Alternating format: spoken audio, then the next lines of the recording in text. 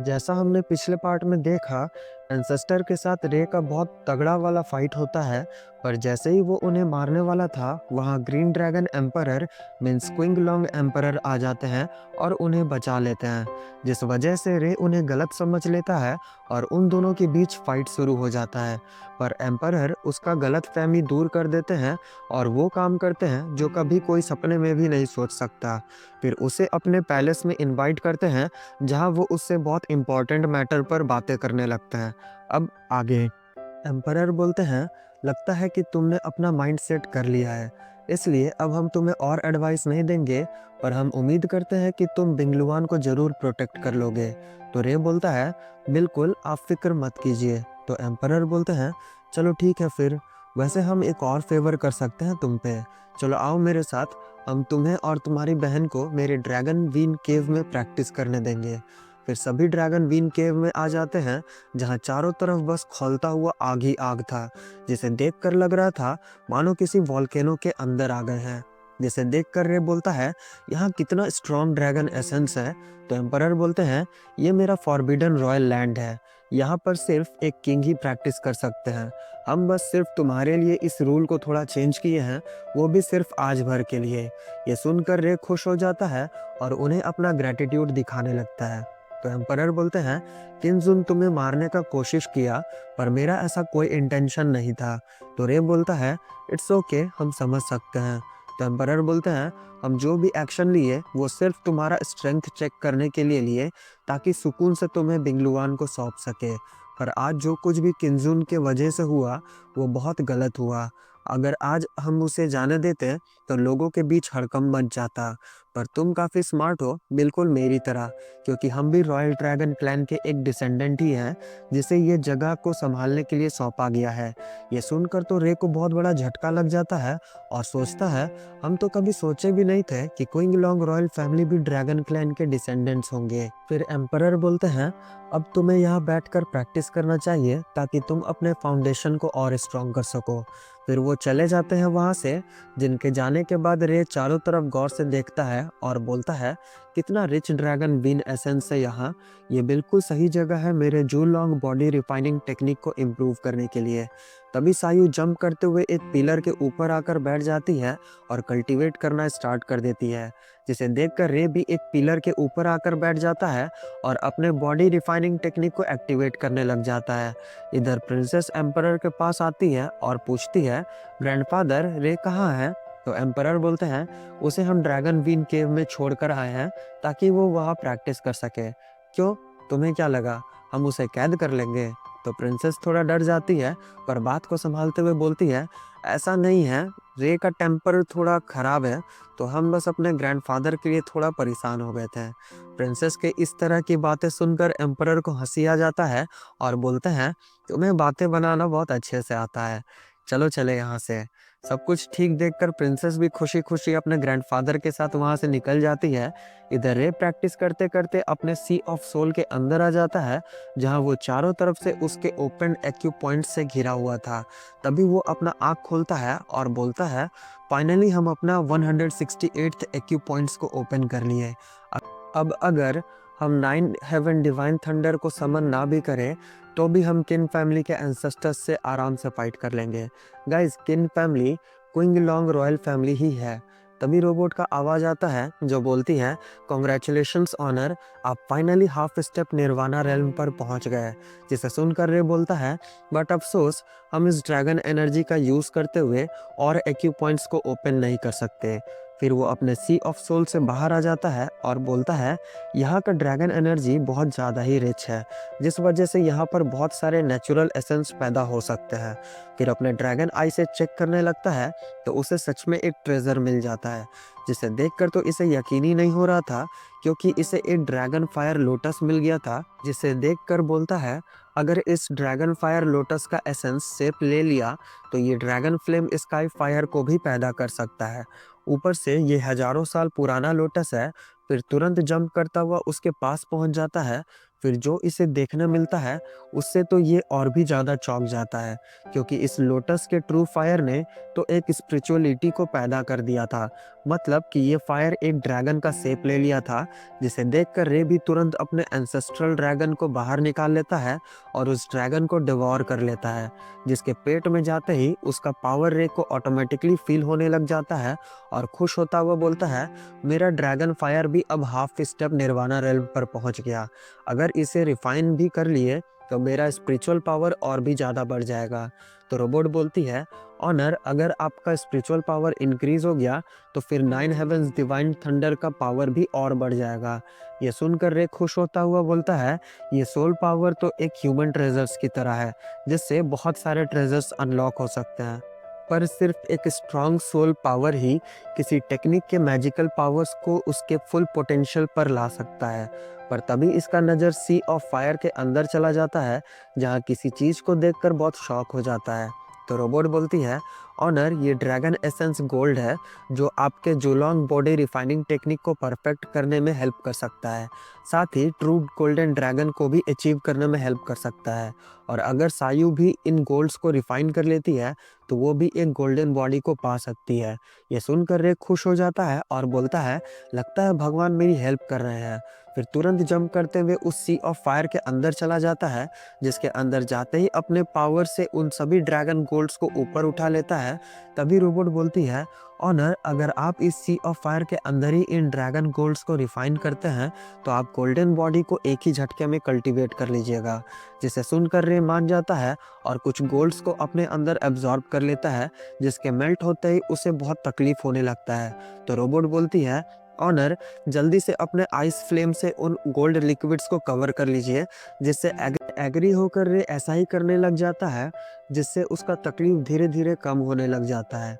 इधर imperial city में दो लोग बैठकर बातें कर रहे थे, जिसमें से एक बोलता है, गोल्डन ड्रैगन रैंकिंग बस स्टार्ट ही होने वाला है, पर अभी तक रे दिखाई भी नहीं दिया है। कहीं एम्परर ने उसे कैप्चर तो नहीं कर लिया। तो दूसरा लड़का बोलता है, हो सकता है, क्योंकि उसने रॉयल फैमिली को सबके सामने शर्मिंदा कर दिया था। तो पहला लड़का बोलता है, सो सैड यार, अगर वो पार्टिसिपेट कर पाता तो पक्का वो इसमें जीतता। तो दूसरा लड़का बोलता है, ऐसा नहीं है, 20 साल पहले जब लिन चैन सेंग पार्टिसिपेट किया था तब वो गोल्डन ड्रैगन रैंकिंग जीत नहीं पाया था। तो पहला लड़का बोलता है, उस समय तो आउटसाइडर वर्ल्ड वालों ने उसके अगेंस्ट प्लॉटिंग्स किया था, वरना वो डेफिनेटली इस गोल्डन ड्रैगन रैंकिंग में फर्स्ट आता। तो दूसरा लड़का बोलता है, वैसे हम सुने हैं कि इस बार टियान वे टियान क्लैन वाले भी अपने जीनियस को भेज रहे हैं, ताकि वो इस गोल्डन ड्रैगन रैंकिंग में पार्टिसिपेट कर सके। तो पहला वाला गुस्साते हुए बोलता है, ये लोग कितना शेमफुल है, यहाँ तक कि ये लोग 3 डायनेस्टीज में से भी नहीं है, बट फिर भी हर बार कोटा छीनने आ जाते हैं। तो दूसरा वाला बोलता है, सच में यार, अगर तुम्हें हिम्मत है तो जाकर डायरेक्टरी सिलेक्शन बैटल में पार्टिसिपेट करके जीत लो ना। इनका इतना बोलना ही था कि उनके चाय के कप पर एक अटैक होता है, जिस वजह से वो टूट जाता है। जो देखकर तो दोनों डर जाते हैं। तभी वहाँ एक लड़का को दिखाया जाता है, जो कि एविल स्माइल पास करता हुआ उनके पास से गुजर जाता है। इसका नाम डुआन टियान हाई था। फिर सीन शिफ्ट होता है, जहाँ किन यांग के ग्रैंडफादर गोंगसन बोलते हैं, टियान हाई, तुम्हें किन यांग का बदला लेना ही होगा। उस रे ने ना कि सिर्फ इसके कल्टीवेशन को डिस्ट्रॉय किया, बल्कि इसके सोल को भी डैमेज कर दिया है। इधर किन यांग तो बेचारा एक बच्चे की तरह चाय पी रहा था, जिसके बिहेवियर से लगता है कि शायद ये सच में एक बच्चा बन गया है। जिसे देखकर टियानाहाई को बहुत गुस्सा आने लगता है और बोलता है, उस रे को क्या ये नहीं पता था कि किनयांग थंडर गॉड पैलेस का डिसाइपल है? वो कुछ ज़्यादा ही बोल्ड है। हाँ, लगता है उसे सबक सिखाना ही पड़ेगा। ये सुनकर ग्रैंडपा गॉन्गसन भी गुस्साते हुए बोलते हैं, अरे तुम बस वेट करो, हम तुम्हारा जिंदगी मौत से भी बदतर बना देंगे। फिर सीन शिफ्ट होता है और एक लड़की को दिखाया जाता है, जिसका नाम स्नो था। तभी उसके पास एक लेडी आती है, जिसे देखकर वो बोलती है, आंट लैन, क्या आपने इन्वेस्टिगेट कर लिया? तो आंट लैन बोलती है, जी सेंट। फिर एक टोकन सा कुछ देते हुए बोलती है, इसमें सारे इन्फॉर्मेशन है। जिसे देखकर स्नो बोलती है, लगता है सिर्फ 1 मंथ में ही इसका कल्टीवेशन लेवल काफ़ी ज़्यादा बढ़ चुका है। फिर आंट लैन अपने पावर से एक पोर्ट्रेट दिखाते हुए बोलती है, ये उसका सबसे रिसेंट पिक है। जिसे देखकर स्नो बहुत चौंक जाती है और बोलती है, ये तो बिल्कुल सेम टू सेम है। लगता है अब सीनियर रेस से पूरे 16 साल बाद मिलना ही पड़ेगा। इधर रे अभी भी प्रैक्टिस किए जा रहा था, पर अचानक ही उसका पूरा बॉडी चमकने लगता है और एक एक्सप्लोजन के साथ फाइनली वो गोल्डन ड्रैगन बॉडी को अचीव कर लेता है। जो देखकर रे तो खुश होता ही है, पर रोबोट भी बहुत खुश हो जाती है और उसे कॉन्ग्रेट्स करती है और बोलती है, मास्टर अब आप किसी भी निर्वाणा रेल्म के मॉन्क्स का ब्लो आराम से हैंडल कर सकते हैं। तो रे भी उसे कॉम्प्लीमेंट देते हुए बोलता है, तुमने भी फाइनली पर्पल गोल्डन बॉडी को अचीव कर लिया है और जहाँ तक हम देख पा रहे हैं तुम्हारा स्ट्रेंथ भी काफ़ी इम्प्रूव हो गया है। यह सुनकर रोबोट बहुत खुश हो जाती है और उसे थैंक्स बोलती है। फिर रे बोलता है, पर पता नहीं सायु का ट्रेनिंग कैसा चल रहा होगा अभी। फिर वो तुरंत उड़ता हुआ सायु के पास पहुंच जाता है, जिसका प्रेजेंस फील करके सायु तुरंत अपना आँख खोल लेती है। फिर रे उससे कुछ ड्रैगन लोटस गोल्ड्स देते हुए बोलता है, अगर इसे तुम एब्जॉर्ब कर लेती हो तो इससे तुम्हारा सोल पावर काफ़ी बढ़ जाएगा, यहाँ तक कि तुम एक गोल्डन बॉडी को भी अचीव कर सकती हो, पर इसमें तुम्हें थोड़ा सा पेन को भी सहना पड़ सकता है। जो देखकर सेकंड सोल तुरंत बाहर निकलकर उन गोल्ड्स जो कि एक सीड्स की तरह है उन्हें छीनने की कोशिश करने लगती है, पर उसके हाथ लगने से पहले ही रे उन सीड्स को उससे दूर कर देता है। जो देखकर सेकंड सोल चिढ़ जाती है और बोलती है, कोई बात नहीं, तुम्हारी बहन तो मुझे ये सीड्स दे ही देगी। पर रे उसे इग्नोर करता हुआ सायु को उन सीड्स को दे देता है, जिसे पाकर सायु बहुत खुश हो जाती है और बोलती है, अगर ये मेरे सोल पावर को बढ़ा सकता है तो हम किसी भी पेन को सहने को तैयार हैं। जिसे सुनकर रे उसे गोल्डन बॉडी रिफाइनिंग टेक्निक पास कर देता है, जिसे पाकर सायु खुश हो जाती है। तभी सेकंड सोल बोलती है, ये तो गॉड लेवल टेक्निक है, अगर तुम इसे प्रैक्टिस कर ली तो तुम मेरे पावर्स को और भी अच्छे से यूज़ कर पाओगी, वो भी बिना किसी प्रॉब्लम के। और अगर तुम्हें प्रैक्टिस के दौरान कोई प्रॉब्लम फेस करना पड़ता है तो हम है ना हैंडल करने के लिए, इसलिए तुम बिना किसी टेंशन के प्रैक्टिस करो। जो सुनकर सायु भी खुशी खुशी मान जाती है और प्रैक्टिस करना स्टार्ट कर देती है। इधर बाहर लोगों को किसी का अराइवल सेंस होता है। फिर वो लोग बोलते हैं, लगता है थंडर गॉड पैलेस से स्ट्रांग पीपल आ गए हैं, हमें उनसे मिलने के लिए जाना चाहिए। तो दूसरा लड़का बोलता है, thunder god palace martial art के लिए एक होली पैलेस है जो कि गॉड्स के द्वारा रूल किया जाता है, ये ट्रिप तो पक्का बहुत बेनिफिट देने वाला है। फिर वो लोग तुरंत फ्लाई करते हुए वहां से जाने लगते हैं। जिन्हें जाता देख टियानाई बोलता है, कुछ चींटियों का झुंड जो हेवेंस में जाने का सपना देख रहे हैं। लोल। इधर रे को भी कोई अपनी तरफ आता हुआ सेंस होता है, तभी देखता है कि एम्परर उन लोगों के पास आ रहे हैं। जिन्हें देखकर वो दोनों उनके पास चले जाते हैं। जिन्हें देखकर एम्परर बोलते हैं, लगता है तुम दोनों का स्ट्रेंथ काफ़ी इम्प्रूव हो गया है। तो रे बोलता है, बस थोड़ा सा, ज़्यादा नहीं। तभी एम्परर आसपास देखते हैं और बोलते हैं, यहाँ का ड्रैगन एनर्जी इतना कम कैसे हो गया, क्या इन सभी एनर्जीज को तुमने रिफाइन कर लिया। ये सुनकर रे चौंक जाता है और ऐसे बिहेव करने लगता है मानो उसका चोरी पकड़ा गया हो। तो एम्परर बोलते हैं, तुम लोग यहाँ सिर्फ 10 दिनों के लिए थे और तुम दोनों ने मिलकर 10 साल से जमा किया हुआ एनर्जी को एब्जॉर्ब कर लिए। भला किस तरह का टेक्निक को प्रैक्टिस कर रहे हो तुम दोनों। तो रे बोलता है, शायद हम थोड़ा सा गिफ्टेड है। ये सुनकर एम्परर बोलते हैं, अब मुझे रिग्रेट हो रहा है कि हम तुम लोगों को क्यों प्रैक्टिस करने दिए। एम्परर को इस तरह सैड होता देख रे उनका माइंड डाइवर्ट करने की कोशिश करने लगता है और पूछता है, आप यहाँ क्यों आए, कुछ कहना था। तो एम्परर बोलते हैं, हाँ, वो थंडर गॉड पैलेस से वो पर्सन आ गए हैं जो डिसाइपल्स को सेलेक्ट करेंगे थंडर गॉड पैलेस के लिए। वो इस वक्त इंपीरियल सिटी के फिलोंगटाई स्टेज पर स्पीच देने वाले हैं, जहां तीनों डायनेस्टीज के जीनियसेस भी होंगे। और तुम भी आउटर वर्ल्ड में जाना चाहते हो तो ये टाइम काफ़ी अच्छा है तुम्हारे लिए उन लोगों से मिलने का। ये सुनकर रे मैटर समझ जाता है और बोलता है, ठीक है फिर तो चलते हैं। जिससे एग्री होकर फिर तीनों वहां से निकल जाते हैं। फिर इन लोगों के बाहर आते ही प्रिंसेस रे को देख लेती है और खुशी से दौड़ते हुए उसके गले लग जाती है और पूछती है, क्या तुम ठीक हो। तो रे भी मुस्कुराता हुआ पूछता है, क्या हम ठीक नहीं दिख रहे हैं। इन दोनों को ऐसे देखकर एम्परर बोलते हैं, बिंगलुआन, तुम्हें क्या लग रहा था कि ग्रैंडपा रे को बुली कर रहे थे। तो प्रिंसेस थोड़ा शर्माते हुए बोलती है, ऐसा नहीं है, मुझे लगा कहीं रे को ड्रैगन बीन केव में कोई प्रॉब्लम ना हो रहा हो। हालांकि प्रिंसेस ये सब बोल रही थी, पर एम्परर उसके दिल का हालत बहुत अच्छे से समझ रहे थे, इसलिए बोलते हैं, लड़कियां बड़ी होने के बाद घर पर बिल्कुल नहीं रहती। चलो सब साथ में फिलोंटाई स्टेज चलते हैं, स्पीच बस शुरू ही होने वाला है। जिससे एग्री होकर सभी वहां से निकल जाते हैं। इधर फिलोंटाई में एक आदमी सभी को स्पीच दे रहे थे, जिसका नाम मिस्टर जू है और यही थंडर गॉड पैलेस के एनवॉय भी हैं, जो सभी से बोलते हैं मार्शल आर्ट का foundation true meaning of martial art है। इसे बस अपने पूरे दिल से समझने की कोशिश करो और तुम्हारा मार्शल आर्ट एक न्यू लेवल तक पहुंच जाएगा। ये सुनकर वहाँ खड़े सभी डिसेंडेंट्स पूरे जोश में आ जाते हैं और बोलते हैं, आपका बहुत बहुत शुक्रिया मास्टर, हमें मार्शल आर्ट को सही मायने में समझाने के लिए। और हम चाहते हैं कि आप सारी जिंदगी हमारे मास्टर बनकर हमें सही रास्ता दिखाएं, इसलिए हमें अपना स्टूडेंट्स एक्सेप्ट कर लीजिए। ये सुनकर फिर सभी एक साथ सेम बात बोलने लगते हैं। जिसे सुनकर वो एनवॉय बोलते हैं, मार्शल आर्ट का रास्ता बहुत लंबा है और तुम लोग जब थंडर गॉड पैलेस जाओगे तब तुम लोगों को अपने अपने मास्टर मिल जाएंगे, इसलिए फिक्र मत करो। और मुझे भी तुम लोगों से बात करके बहुत अच्छा फील हुआ। इनका इस तरह का गेस्चर से सभी बहुत इम्प्रेस हो जाते हैं और हर कोई इनके बारे में अच्छी अच्छी बातें करने लगते हैं।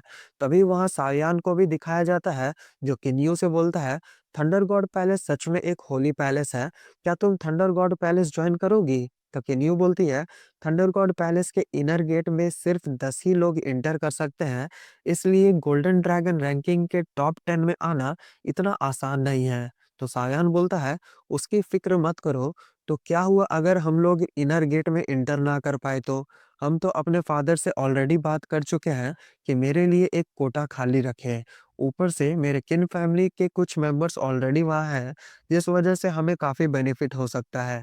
ये सब सुनकर किन्यू भी एक्साइटेड हो जाती है और बोलती है, अगर ऐसा बात है तो फिर हम भी टॉप 10 में आकर इनर गेट जॉइन करने की कोशिश करेंगे। ये सुनकर सायान खुश हो जाता है और बोलता है, गुड। वैसे भी अगर हम मार्शल आर्ट के पीक तक ना भी पहुंच पाए तो भी मेरा लाइफ स्पैन कम से कम 200 साल तक तो जरूर है। पर अगर हम किसी तरह निर्वाणा रेल्म पर पहुंच जाए तो मेरा लाइफ स्पैन डबल हो जाएगा। फिर लॉन्गेविटी, वेल्थ, लाइफ कितना खूबसूरत बन जाएगा। ये सब सुनकर किन्यू भी खुश हो जाती है। फिर पूछती है, पर ये रे अभी तक क्यों नहीं आया यहाँ? तो सायान बताता है, मेरे फादर ने मुझे बताया है कि रे फॉरबिडन एरिया में प्रैक्टिस कर रहा है और सिर्फ 2 मंथ्स ही बीते हैं हमें एक दूसरे से दूर हुए और वो ग्रैंडपा हुआन से फाइट करने के लायक बन चुका है। पता नहीं इस बार जब वो फॉरबिडन एरिया से बाहर आएगा तब कितना स्ट्रांग होगा। ये सुनकर किन्यू बहुत शॉक हो जाती है और बोलती है, ये लड़का सच में एक मॉन्स्टर है। तभी सभी को मिस्टर जू का आवाज आता है, जो बोलते हैं, मुझे सभी से एक इम्पॉर्टेंट मैटर पर डिस्कस करना है। जिसे सुनकर सभी का ध्यान उनकी तरफ चला जाता है और उनसे पूछते हैं, मिस्टर जू आप क्या चाहते हैं? बताइए हमें, हम उसे अभी पूरा कर देंगे। ये सुनकर मिस्टर जू एक एविल स्माइल पास करने लगते हैं, मानो उनके दिमाग में कोई बहुत ही बुरा प्लान सक्सेसफुल होने वाला है। फिर वो तुरंत अपने पीछे से 5 लड़कों को बुला लेते हैं और बोलते हैं, ये 5 लड़के भी इस गोल्डन ड्रैगन रैंकिंग में पार्टिसिपेट करेंगे। ये सुनकर तो सभी बहुत शॉक हो जाते हैं और बोलते हैं, ये लोग तो पूरे यूनिवर्स से 5 जीनियस हैं जो डिवाइन मार्शल रेल्म पर हैं। भला हम लोग इनसे कैसे मुकाबला करेंगे? ये सब देखकर ग्रैंडपा हुआंग भी बोलते हैं, मिस्टर जू ये कुछ ज्यादा नंबर नहीं हो गया? तभी एक एल्डर बोलता है, मिस्टर जू आप लोग ऑलरेडी हमारे 3 डायनेस्टीज को सिर्फ 10 सीट ही दिए हैं अपने डिसाइपल्स को भेजने के लिए। ऊपर से उसमें भी आप ऐसे जीनियसेस का एंट्री करवाना चाहते हैं, फिर भला मेरे टियांजी क्लैन को कैसे सीट मिलेगा? तभी दूसरा एल्डर भी बोलता है, मिस्टर जू ये ठीक बात नहीं है, ये 5 लोग बहुत ज्यादा ही हो गया। तभी उनके पीछे खड़ा एक डिसाइपल बोलता है, हम इतना हार्ड प्रैक्टिस किए हैं ताकि थंडर गॉड पैलेस में एंटर हो सके, पर ऐसा लगता है कि ये लोग हमें जान से मारना चाहते हैं। क्या वो स्पीच सिर्फ अपने बुरे मोटिव को कवर करने के लिए था? लोगों को इस तरह अपने अगेंस्ट बोलता देख उन 5 लड़कों में से एक बोलता है, अब क्या करें हम लोग, ये लोग पीछे हटने को तो तैयार ही नहीं है। तो दूसरा लड़का बोलता है, तो क्या हुआ, ये लोग सिर्फ चींटियां हैं जिन्हें सिर्फ मीठा दिखाकर अपने रास्ते से हटा लेना है। और अगर ये लोग ना भी हटे तो भी क्या ही कर लेंगे, थंडर गॉड पैलेस में हमारे ही लोग हैं। भी वहाँ रे लोग पहुंच जाते हैं, जो ग्रैंडपा हुआंग को देखकर उनके पास चले जाते हैं और उन्हें ग्रीट करते हैं। फिर रे को वहां देखकर सभी लोग बहुत खुश हो जाते हैं। तो रे पूछता है, ये सब क्या हो रहा है, इतना हंगामा किस बात का? तो सायान पास आता हुआ बताता है, ये लोग अपने लोगों को इस कंपटीशन में इंक्लूड करके हमारे 10 सीट में से 5 पर कब्जा कर लेना चाहते हैं। ये सुनकर सायु गुस्सा हो जाती है और बोलती है, हमारे पास ऑलरेडी सिर्फ 10 ही सीट्स अवेलेबल हैं और अगर इसमें से भी ये लोग 5 ले लेंगे तो फिर हम लोग क्या करेंगे? तो ग्रैंडपा हुआंग बोलते हैं, थंडर गॉड पैलेस में पूरे 1 मिलियन में से सिर्फ एक ही डिसाइपल होता है जो इनर गेट में एंट्री कर पाता है और जिनके पास कम क्वालिटीज़ होते हैं, वो दूसरे रास्ते से एंटर होते हैं। जैसे कि हमारे एंशिएंट गॉड कॉन्टिनेंट में आकर इस तरह कोटा छीनकर। आज से 20 साल पहले आउटर वर्ल्ड वाले सिर्फ 2 सीट्स पर ही कब्जा किए थे, पर इस बार तो उन्होंने हद ही कर दिया। ऐसे तो हमारे जीनियसेस कभी भी थंडर गॉड पैलेस में एंटर नहीं कर पाएँगे। ये सुनकर रे पूछता है, 20 साल पहले मीन्स जब मेरे फादर इस कॉम्पिटिशन में पार्टिसिपेट किए थे तब? तो ग्रैंडपा हुआंग बोलते हैं, सही समझे। उस वक़्त तुम्हारे फादर इस कॉम्पिटिशन में फर्स्ट आने वाले थे, पर तभी अचानक आउटर वर्ल्ड वालों ने कॉम्पिटिशन को सडनली स्टॉप करवा दिया और किसी को भेजकर उन पर अटैक करवा दिया, जिस वजह से वो फर्स्ट से सेकंड पोजीशन पर हो गए। ये सुनकर रे बहुत गुस्सा हो जाता है और बोलता है, अब तो पुराना और नया दोनों ग्रजेस को एक साथ ही इस कॉम्पिटिशन में सेटल करना पड़ेगा और इन्हें बताना पड़ेगा कि हमारा कॉन्टिनेंट किसी के बाप का जागीर नहीं है, जहाँ कोई भी मुंह उठाकर भीख मांगने आ जाएगा। इसी के साथ एपिसोड खत्म। गाइस, इस सीजन का ये लास्ट एपिसोड है। नेक्स्ट सीजन पता नहीं कब आएगा, बट शायद बहुत जल्दी स्टार्ट हो जाए। तो जैसे ही आएगा हम एपिसोड्स अपलोड करना स्टार्ट कर देंगे। पर तब तक के लिए हम इमॉर्टल वर्ल्ड को कंटिन्यू करेंगे। सो प्लीज़ उसमें भी अपना प्यार दिखाइएगा, क्योंकि ट्रस्ट मी गाइस, जिस डिटेल से हम उस वीडियो